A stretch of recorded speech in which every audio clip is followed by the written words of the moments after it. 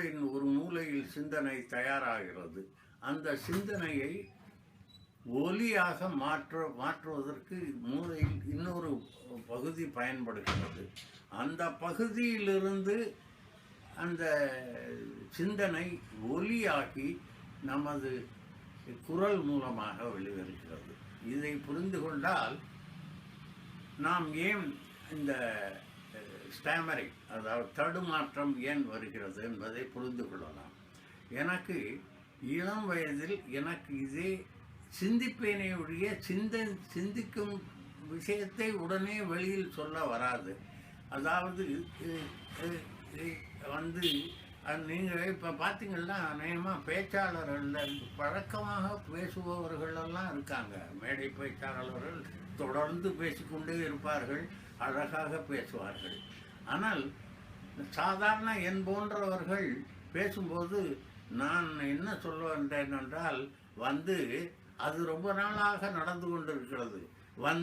இந்த என்று ஒன்றை பயன்படுத்துகிறோம். இந்த என்பதே நமது சிந்தனை ஓட்டத்தை குரலாக்குவதற்கு கொஞ்சம் நேரம் எடுக்கிறது. அந்த நேரத்தை என்ற சொல்லை அடிக்கடி பயன்படுத்தி பலர் பேசுவார்கள். இதற்கு காரணம் என்ன என்று கேட்டால், அது ஒன்றும் காரணம் சொல்ல முடியாது. இதை ஒரு பயிற்சி மூலமாக மாற்றலாம். நான் இளைஞனாக இருக்கும் பொழுது சிந்திப்பது எனக்கு டக்குன்ற வெளியில் வராது. அது கொஞ்ச நேரம் யோசனை பண்ணி அப்புறம் அதை சேர்த்து அதை யோசனை பண்ணி எல்லாம் செய்வோம். இதில் ஒரு பெரிய உதாரணம் நான் எங்கே பார்த்தேன் என்றால்,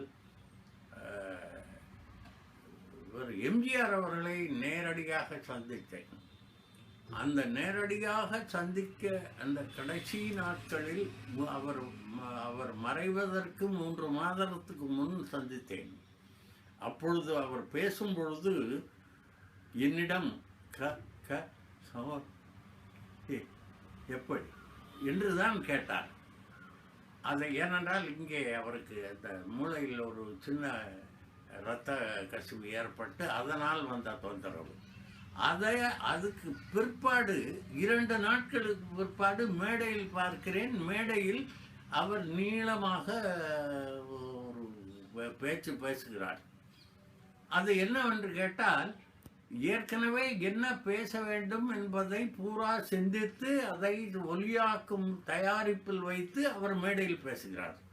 ஆனால் தனியாக என்னுடன் பேசும்பொழுது கமல் நல்லா இருக்காரா அப்படின்னு கேட்டார். இப்பொழுது சாதாரணமாக நமக்கு இந்த தடுமாற்றம் வரும் பொழுது இந்த மூளையில் டிரான்ஸ்ஃபர் ஒரு இடத்திலிருந்து இந்த சிந்தனையிலிருந்து குரலுக்கு மாற்றுவதற்கு ஏதோ ஒரு டிலே ஆகிறது. இந்த டிலே அதை எப்படி தவிர்க்கலாம் என்று யோசிக்க வேண்டும். சிறு வயதில் நான் இந்த தடுமாற்றத்தை நீக்குவதற்காக இந்து பத்திரிகையை கொண்டு போய் வைகை ஆற்றில் வைத்து சத்தமாக படிக்க ஆரம்பித்தேன். அது எப்போ வக்கீலாக வந்த பிறகு கோர்ட்டில் பேசும் சிந்தனையே எனக்கு சில சமயம் தடுமாற்றங்கள் வந்தது. வைகையில் யாருமே இருக்க மாட்டார்கள், காலியாக இருக்கும் பரமக்குடியில் வைகை. அதில் காலையில் போய் உட்கார்ந்தேன்னா 6 மணிக்கு அநேகமாக யாருமே இருக்க மாட்டார்கள். நாம் சத்தமாக படிப்பது கேட்காது. யாராவது தூரத்தில் வந்தால் கூட படிப்பதை நிறுத்தி கொள்ளலாம். அதற்காக இந்த வைகை ஆற்றில் போயே பழகினேன். அதற்கு பிறகு சில நாட்களுக்கு பிறகு கிட்டத்தட்ட ஒரு 6 மாதங்களுக்கு பிறகுதான் என்னால் கோர்ட்டில் தொடர்ந்து ஆங்கிலத்தில் பேச முடிந்தது. இது எனக்கு நடந்தது. ஆகவே இப்போ தடுமாற்றம் உள்ளவர்கள், அந்த ஸ்டாமரிங் என்ற குறையை உள்ளவர்கள் ஒரு கண்ணாடியின் முன் நின்று நீளமாக தவறுவதை படித்து பழகினால் அது சரியாகிவிடும் என்று எனக்கு அபிப்பிராயம். எனக்கு தடுமாற்றம் போனதே இந்த தொழில், பேச வேண்டிய தொழில், அதற்காக நான் அதை பயன்படுத்த வேண்டியது. இப்பொழுதெல்லாம் பாருங்கள், இந்த பேச்சாளர்கள், அரசியல் பேச்சாளர்கள் தொடர்ந்து அருமையாக பேசுகிறார்கள். நாம் அடுத்தவரோடு பேசும்போது அப்போது சிந்தித்து பேசி பழகி இருக்கிறோம். நம்மை ஒரு மைக்கை கொடுத்து நீ பேசு, நீளமாக பேசு என்று சொன்னால், இப்பொழுது நான் பேசி இருக்கிறேனே, இதுபோல் பேச வராது. எனக்கு பேச வருவதற்கு காரணம் நான் அறிவாளி என்று நினைக்காரு.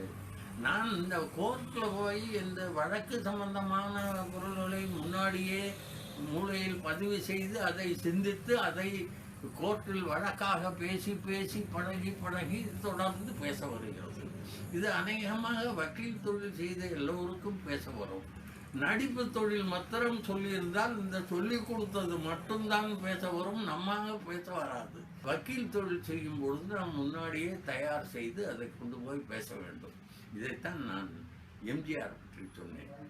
மேடையில் தொடர்ந்து பேசுகிறவர் நேரடியாக நம்மோடு சம்பாஷணை செய்யும் பொழுது உடனே தொடர்ந்து பேச அவரால் முடியவில்லை.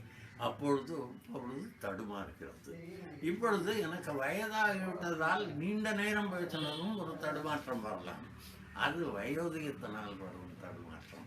இளைஞர்களுக்கு அந்த தடுமாற்றம் வர வேண்டிய தேவையில்லை.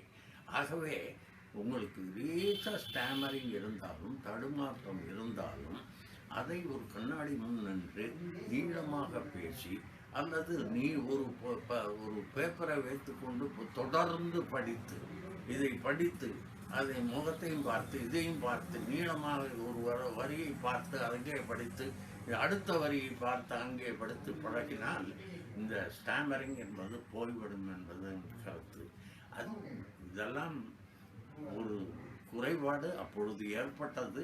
அதை சரி செய்யும் முறையே இந்த எக்ஸர்சைஸ் மூலம்தான். நம் நடப்பது கூட அடிக்கடி நடந்து பழகவில்லை என்றால் நடக்க வராது, தடுமாறும். அதனால் ஒவ்வொருத்தருக்கும் ஒரு லிமிட் இருக்கு. வாழ்க்கைக்கு என்ன தேவையோ அந்த அளவுக்கு நம்மை வளர்த்து கொள்ள வேண்டும். இந்த தடுமாற்றம் உள்ளவர்கள் இது பயிற்சி மூலம் இதை தவிர்க்கலாம்.